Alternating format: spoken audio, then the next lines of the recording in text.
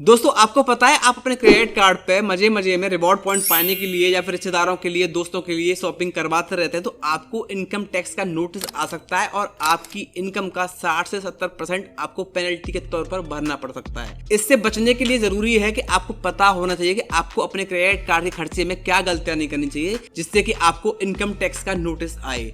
Income tax department के circular के हिसाब से दो तरह की कैटेगरी यहाँ पे हैं। जब आप जो है रेड फ्लैग हो जाते हैं और नोटिस में आते हैं इनकम टैक्स डिपार्टमेंट के कि आपने कोई गलती करी है तो आपको नोटिस भेजा जाए, जिसमें पहले नंबर पे आता है कि जब भी आप अपने क्रेडिट कार्ड पे 10 लाख से ज़्यादा की ट्रांजेक्शन एक साल में करते हैं तो यहाँ पे इनकम टैक्स डिपार्टमेंट और RBI ने बोला है बैंक्स को कि वो एक फॉर्म भरेंगे जिस फॉर्म का नाम होगा फॉर्म 61A और उसमें रिपोर्ट करेंगे कि इस क्रेडिट कार्ड यूजर ने एक साल में 10 लाख रुपए से ज़्यादा का यहाँ पे ट्रांजेक्शन किया है तो वो रेड फ्लैग हो जाएगा। उसके ऊपर इंक्वायरी चलेगी और आपको यहाँ पे इनकम टैक्स डिपार्टमेंट से नोटिस आ सकता है। इसके अलावा इनका दूसरा पॉइंट ये है कि अगर आप अपने क्रेडिट कार्ड का बिल कैश में भरते हैं और 1 लाख से ज्यादा का बिल आप भर देते हैं एक साल के अंदर तो भी आप रेड फ्लैग हो जाते हैं और आपको नोटिस आने की संभावना हो सकती है। अब इसके लिए जरूरी ये है कि अगर आप एक साल में 10 लाख रुपए क्रेडिट कार्ड पे खर्चा कर रहे हैं तो आपको 10 लाख से ज्यादा कमाना चाहिए। आपकी जो इनकम है वो 10 लाख से ज्यादा की होनी चाहिए। इसी सूरत में आप उस इनकम टैक्स डिपार्टमेंट से आए नोटिस का जवाब दे सकते हैं और बच सकते हैं। अदरवाइज आपकी इनकम 5-6 लाख रुपए है और साल में आप 10 लाख रुपए खर्च कर रहे हैं तो आपको यहाँ पे नोटिस भी आएगा और अगर नोटिस में आप जवाब नहीं दे पाए तो आपको यहाँ पे पेनल्टीज भी लगेंगी जो कि आपकी इनकम की 60 से 70% तक की हो सकती हैं। तो इसके लिए आपको क्या करना चाहिए?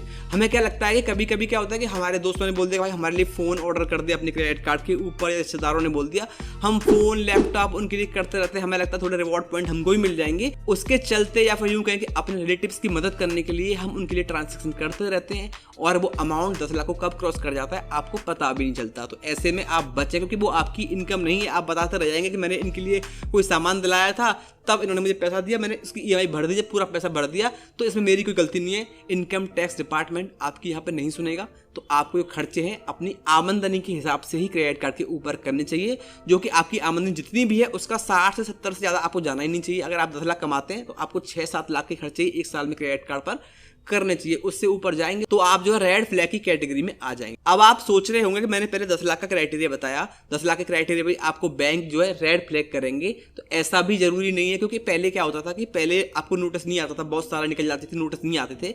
अब क्या है ना, इनकम टैक्स डिपार्टमेंट के पास में बहुत सारे ऐसे सॉफ्टवेयर हैं जिसकी वजह से आपको तुरंत डिटेक्ट कर लिया जाएगा और आपको नोटिस आ सकता है। अगर आपका 1 साल निकल गया, 2 साल निकल गया, आपने सोचा कि आपको पहले तो कभी नोटिस इस बारे में आया नहीं है तो आपको नोटिस कभी भी आ सकता है, 6-7 साल बाद भी आ सकता है और उसके बाद भी आ सकता है। तो आपको अपनी आमदनी के हिसाब से ही क्रेडिट कार्ड के ऊपर खर्चा करना चाहिए। बात आती है दूसरे पॉइंट की, यहाँ पे आपको कैश में पेमेंट अपने क्रेडिट कार्ड की नहीं करनी चाहिए। आप साल में 1 लाख तक की कर सकते हैं, उससे ज्यादा का आप करेंगे तो आपको जवाब देना पड़ेगा कि आपके पास इतना कैश कहाँ से आया। तो सीधी सी बात है, आपको इन दोनों ही चीज़ों से बचना चाहिए।